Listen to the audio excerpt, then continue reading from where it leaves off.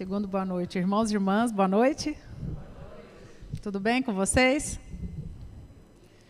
Bom, é um privilégio estar aqui junto com a mocidade, principalmente porque hoje nós faremos um estudo bastante sério e profundo, como costumam ser os estudos ali da mocidade.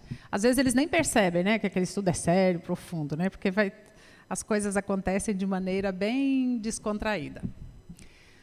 Eu trouxe algumas informações para vocês de alguns estudos científicos e também religiosos que podem nos auxiliar no entendimento a respeito de como nós podemos viver melhor, como a espiritualidade pode auxiliar na nossa saúde, de que maneira a fé e a espiritualidade podem contribuir para uma qualidade de vida melhor. E, principalmente, como nós podemos lidar com o processo de morrer e com a morte. Bom, na verdade, nós somos espíritas e, teoricamente, sabemos lidar muito bem com essa situação. Normalmente sim, né? Mas eu já presenciei espíritas, às vezes, profundamente conhecedores do processo de morte e morrer, e na hora fala assim, bem, então, parecia mais fácil. Então, vamos aproveitar para estudar, né? Porque, como disse Jesus, não sabemos nem o dia e nem a hora. Então, vamos falar então sobre espiritualidade e saúde, a morte e o morrer. E eu trouxe aqui, depois eu posso disponibilizar esse material de alguma forma, mas primeiro, nós temos que entender dois pontos importantes, porque às vezes a gente vê as pessoas confundindo um pouco a questão da religião, da religiosidade, com a questão da espiritualidade, que é algo inerente ao ser humano. Bom, às vezes as pessoas perguntam, qual a sua religião? Ou eu tenho a minha religiosidade. Mas, basicamente, nós precisamos desses conceitos para avançarmos. A religião, então, é esse conjunto de crenças, de ritos, né, que envolvem aspectos culturais que fazem parte do cotidiano de um grupo, né? Já a espiritualidade, nós podemos perceber que é algo muito mais universal, muito mais que não se restringe a uma religião, mas que nos ajuda na compreensão de um sentido da vida, de um sentido para a nossa existência. E isso é algo muito pessoal e que, de alguma maneira, nos ajuda muito no nosso crescimento. Então, das duas, qual a melhor? De preferência as duas, porque uma ajuda na outra, né? De nada adianta nós praticarmos todos os ritos, né, símbolos, cerimônias, e não desenvolvermos a nossa espiritualidade. Mas, às vezes, a questão da espiritualidade também é fragilizada. E aí nós precisamos, sim, dessa prática, né, religiosa, dessa profissão de fé, porque nos ajudamos uns aos outros. Tudo bem? Podemos avançar? Então, vamos lá. O bom é que outros organismos, principalmente organismos internacionais, nos ajudam nesse processo.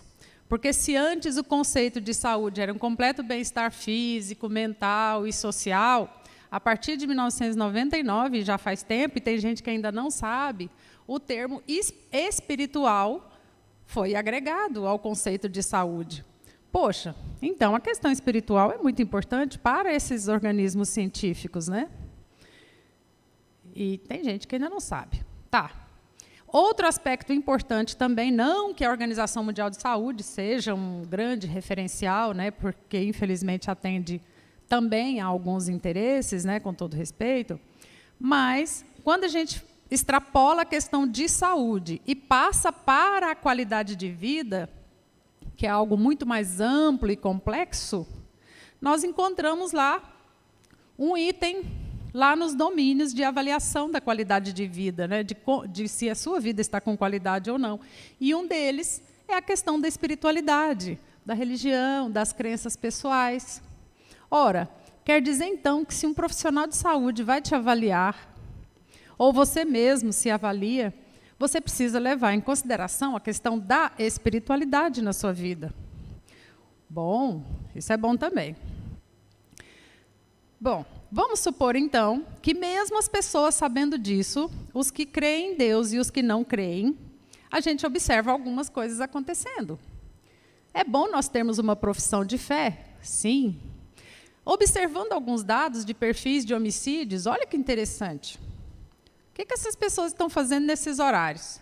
Olha, lesão corporal entre familiares, principalmente sábados e domingos, depois das 18. Violência doméstica contra as mulheres, sextas, sábados e domingos, após as 18. Acidentes de trânsito com vítimas fatais, sextas e sábados, à noite, né, após as 18. Olha, homicídio também. Estupros de vulneráveis. Mas aí já tem à tarde. Põe a moçada para participar aqui da evangelização o dia inteiro aqui, que né, estão protegidos. O que eu quero dizer com isso? Será, então, que se as pessoas tiverem atividades religiosas, elas podem estar protegidas? Mas eu frequento irradiação na quarta. Tem um alto índice também de violência em alguns bairros, na quarta-feira, principalmente relacionadas ao uso de bebida alcoólica. Bom, o que é óbvio nisso? Enquanto eu e minha família frequentamos uma determinada religião, e essa religião me ajuda no desenvolvimento da minha espiritualidade, eu posso considerar isso como um fator de proteção e posso viver mais e melhor? Bom, vejamos. Isso aí é o fim de semana.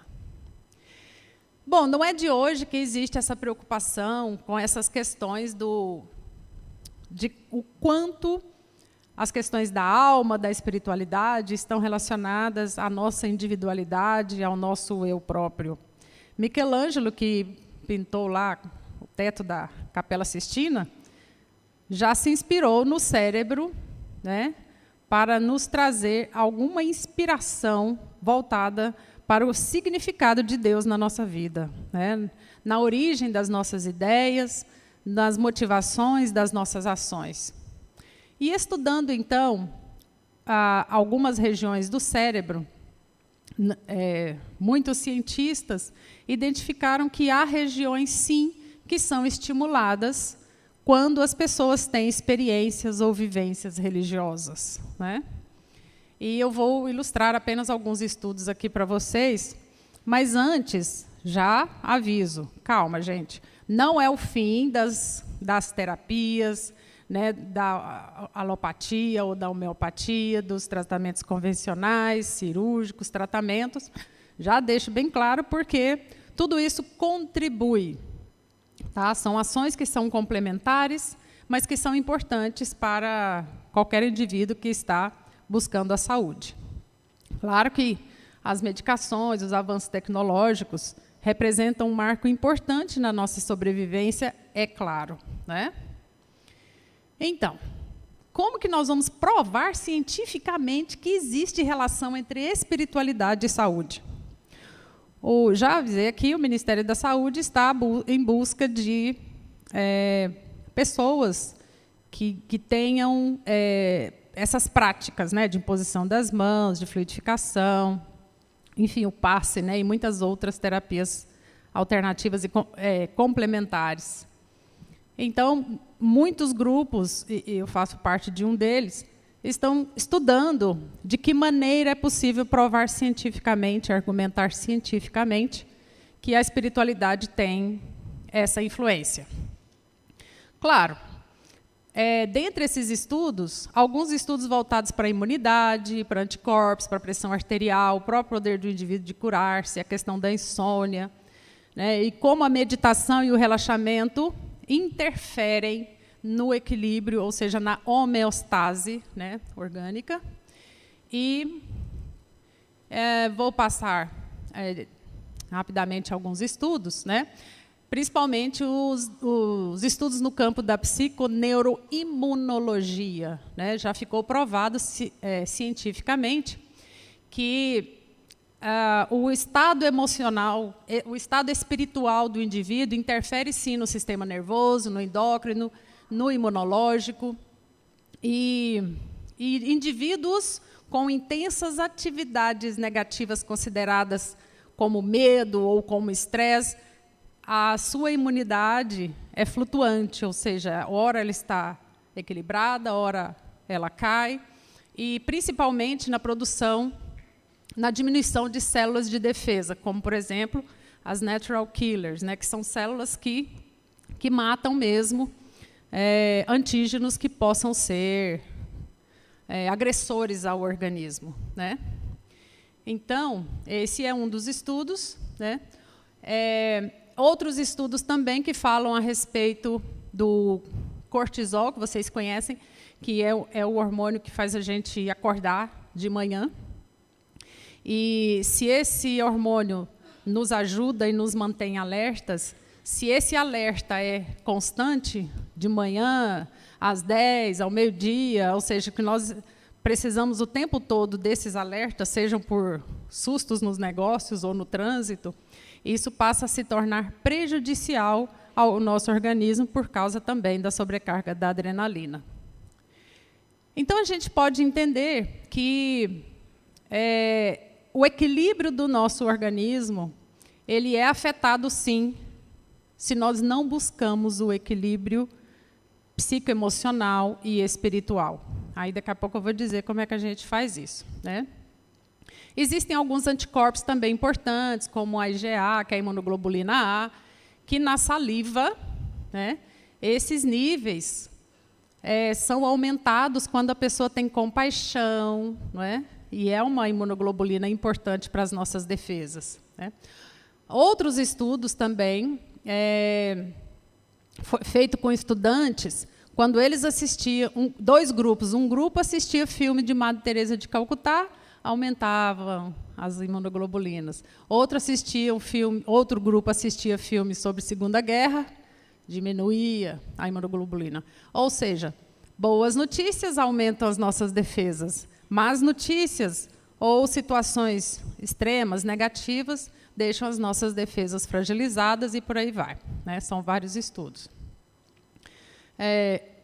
E também já ficou provado que esse constante estresse, esses sinais de perigo, né, enviados ao hipotálamo, ele aciona neurônios, né, do pós-ganglionares, os simpáticos, e eles vão ativar esses nervos e vasos sanguíneos e vão fazer um desgaste do nosso organismo, desgaste esse desnecessário, né? Outros estudos também, que Herbert Benson, ele é um pesquisador, e ele fala bem assim: se você consegue se manter bem e relaxado, mesmo por autossugestão, você será capaz de se curar. Para um cientista, isso é um pouco, né, arriscado, mas ele fala uma frase muito importante: nenhuma força curativa é mais impressionante ou mais universalmente acessível do que o poder do indivíduo de cuidar de si e de curar-se. Há muitas décadas que a questão da autossugestão vem sendo discutida, né? E também outros estudos ligados à questão da insônia, da ansiedade, da dor e do excesso do uso de medicamentos. Olha esse estudo aí. Estudos feitos com budistas comprovam que as alterações fisiológicas decorrentes dessas respostas de relaxamento repercutem bastante no cérebro e o indivíduo é capaz de manter-se em homeostase por mais tempo, né? As questões das doenças cardiovasculares, né, a Alzheimer, sim, as neurodegenerativas, né, esclerose, enfim, doenças do sistema imunológico, como eu já disse, e outros transtornos psiquiátricos podem sim ser auxiliados no relaxamento induzido ou orientado, né? Nós estamos falando, eles usam o termo relaxamento dirigido, porque às vezes contraditoriamente, por questões religiosas, por exemplo, evangélicos não gostam de utilizar com crianças meditação, porque lembra outra religião que é o budismo. Então, né, religião. Então, o termo relaxamento tem sido um termo mais adequado, utilizado dentre os profissionais de saúde para que tenha uma adesão melhor dos pacientes. Aqui, né, falando da questão do cortisol, se o cortisol eleva, aumenta o estresse. Se o estresse eleva, aumenta o cortisol, e aí fica um ciclo vicioso. Aí o indivíduo diz assim, não, eu sou nervoso mesmo, sou tenso, não sei o que eu fui na outra encarnação, porque eu sou assim, né? Mas ele não percebe, ele precisa se conhecer e saber o que está acontecendo no organismo dele. E aí tem os estragos, ó. No corpo, dores de cabeça, infecções, irritações na pele, né, e etc., e até falta de ar. Na mente, excesso de preocupação, raciocínio confuso. Olha quantas atitudes equivocadas a pessoa pode tomar, né? No comportamento, propensão a acidentes, né, alcoolismo, fumo, insônia, enfim. E nas emoções, perda de confiança, mais ansiedade, depressão. E aí começa a fazer o uso de medicamentos, sendo que precisava fazer um equilíbrio antes, né? Aqui são outros estudos também, com mais de 1.200 estudos e 400 revisões. E esses pesquisadores identificaram que há benefícios, sim, das práticas espirituais para pacientes, né, que estão passando por problemas, né? Eu estou falando aqui mesmo de atividades que envolvam a questão da espiritualidade.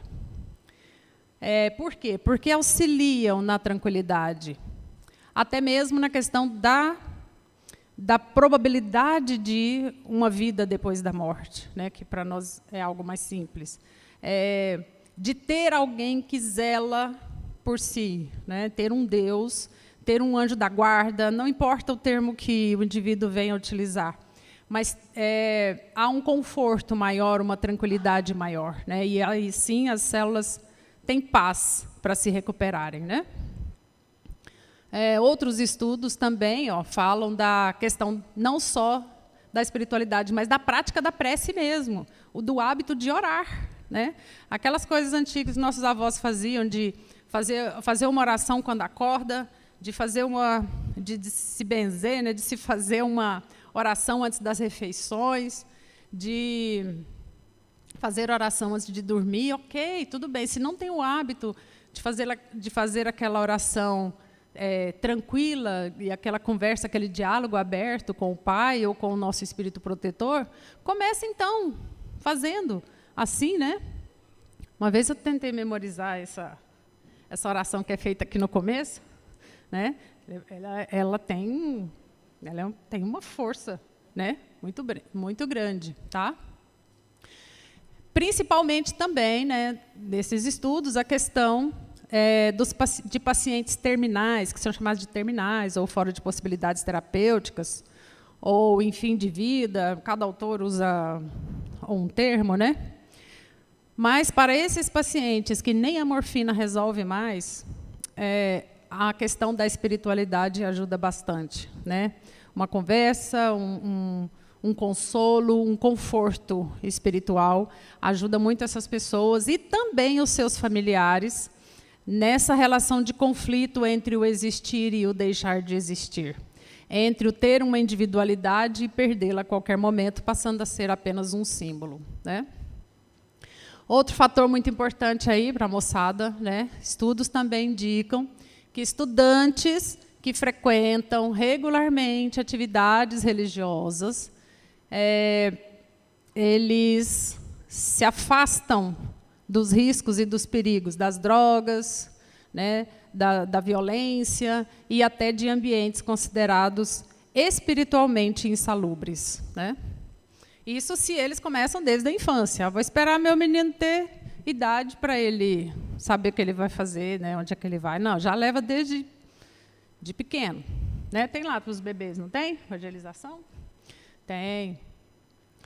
E se todas as alternativas que prolongam a vida falharem, aí nós vamos ter que aprender a lidar com a morte. A morte é um bem ou um mal? Bom, depende da forma como a gente olha para ela, né? É uma questão que existe na sociedade e talvez seja aquilo que nos iguala. Existem vários conceitos para a morte, né, como, por exemplo, nós encontramos no próprio Evangelho, né, a visão de Sócrates a respeito, né, que a alma é imaterial, depois dessa vida ela tem que seguir para um mundo igualmente invisível e imaterial, né? Da mesma forma que o corpo, em se decompondo, volta à matéria, simplificou assim, né? E uma outra mais simples ainda, uma passagem de uma alma para um outro lugar. Enquanto profissionais de saúde, às vezes a gente lança mão de algumas frases assim, né? Aí, às vezes, o sujeito fica olhando assim para a gente, né? Mas a gente sabe que, se as doenças fossem tratadas de maneira ampla e completa, biopsicossócio-espiritual, talvez as pessoas se recuperassem de maneira mais rápida, né? Não vou perturbar vocês com todos esses conceitos, vocês podem buscar depois, mas é só para dizer que a gente não pode ter só um conceito de morte. Tá? Existem vários conceitos, né? Mas tem uma coisa que eu queria chamar a atenção, que é o quanto a morte deixou de ser um evento sagrado e passou a ser algo de hospitalização.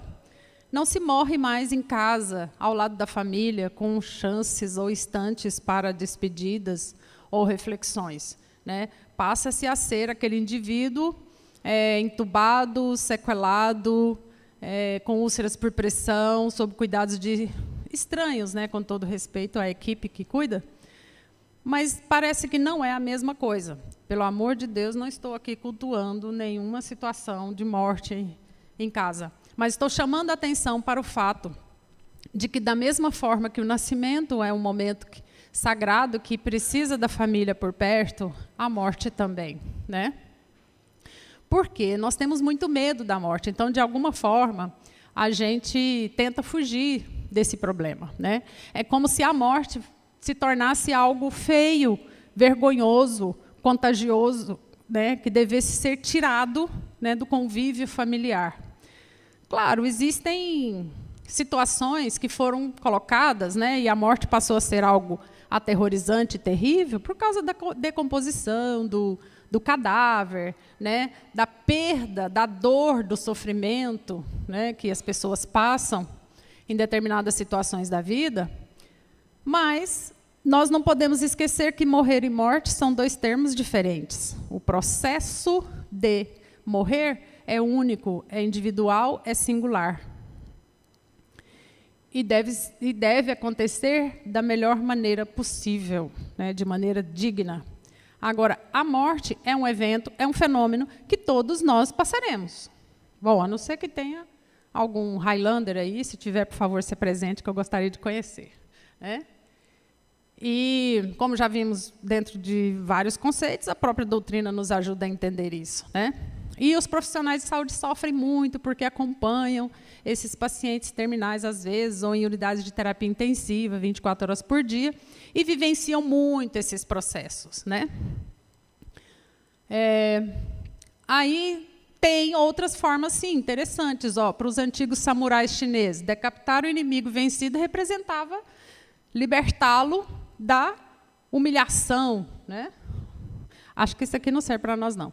Para os indígenas, a morte de um irmão gêmeo logo após o nascimento não era vista, então, como um mal, né? Ou para os gregos antigos, lançar uma criança deficiente do monte lá do Peloponeso também não era uma coisa horrível, né? Para a nossa cultura, é sim. Porém, Elizabeth Kubler-Ross diz o seguinte: quanto mais valores espirituais possuem as pessoas, menos evidencia o medo acerca da morte. Tudo bem? Então, conforme o nosso nível espiritual, nós lidaremos com a morte de uma maneira diferenciada, né? Os profissionais, principalmente, as pessoas, os grupos religiosos que lidam e que têm por profissão o consolador, também devem saber lidar com isso, né? Então, como é que a gente vai preparar para a morte, né? Que pergunta horrível. Simples. Tendo uma vida simples, concentrada, objetiva, com ações virtuosas que possam fazer com que o nosso viver seja algo digno, que provoque a nossa evolução, né? E aprender a viver todos os dias, né? E, por causa disso, no decorrer do tempo, nós criamos diversos rituais para isso, né? como, por exemplo, celebrações, flores, para não esquecer o indivíduo, um local, um mausoléu, uma placa que seja mais simples, né? Porque aquele indivíduo significou muito para nós e ainda significa, né? Esses rituais, eles lembram também os rituais antigos de purificação, né? Então, o nosso medo maior nem é da morte em si. O nosso maior medo é o medo da morte social, o medo de sermos esquecidos, de nunca termos existido, né? Para alguém, ou para um grupo, ou até para nós mesmos. Talvez por isso ela tenha sido o que eles chamam de clericalização da morte, né? O sacerdote passa a ser uma figura extremamente importante, onde ele será o condutor, né, desse indivíduo para uma passagem sagrada. Bom, né? Felizmente, nós temos a doutrina espírita, né, que nos dá detalhes aí da vida espiritual, e isso consola, isso acalma, isso nos ajuda a entender muitas coisas, né? Sobre o céu, sobre o inferno, sobre a vida espiritual, o que acontece do lado de lá, para onde que eu vou, o que vai acontecer, quais as probabilidades, né, e o que eu preciso fazer para ir para um bom lugar. Isso é muito bom, né? E aí muda-se de nome. Quanto para o profissional de saúde a morte é óbito, para o espírita, desencarne, ou desenlace. Está valendo, né? A ciência tende a negar a morte e a fazer de tudo para que ela não aconteça, né? E que, se acontecer, que se tenha esgotado todos os artifícios, né? Todos os instrumentos e fármacos e substâncias e gastos, etc., né? É aquilo que eu estava dizendo, né? Que o quarto do moribundo passou a ser... Esse moribundo é um nome horrível, né? Passou a ser no hospital, né? A morte passou a ser algo embaraçoso, que tem que se limpar tudo depois que ela acontece. Então, a gente entende que, mesmo nos deixando arrepios, a questão da morte é algo que precisa ser conversado, dialogado, entendido, mesmo porque a nossa vida ela é permeada por todas essas situações. E nada melhor, então, do que fazer um devido preparo, né? Mesmo porque a morte não precisa ser sofrida, né?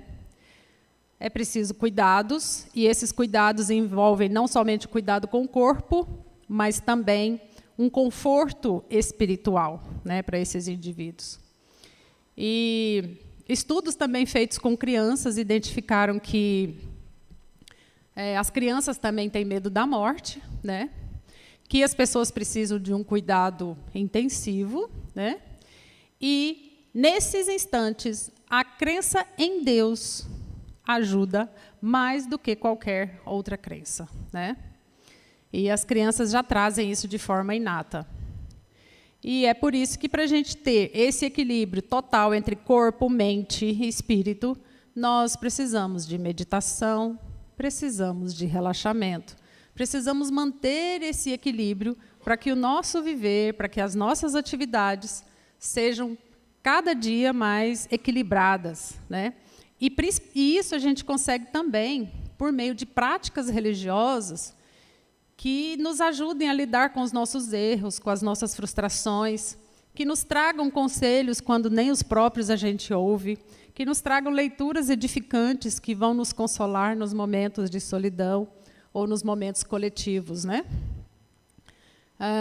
E aí são vários estudos, né, que comprovam essa relação.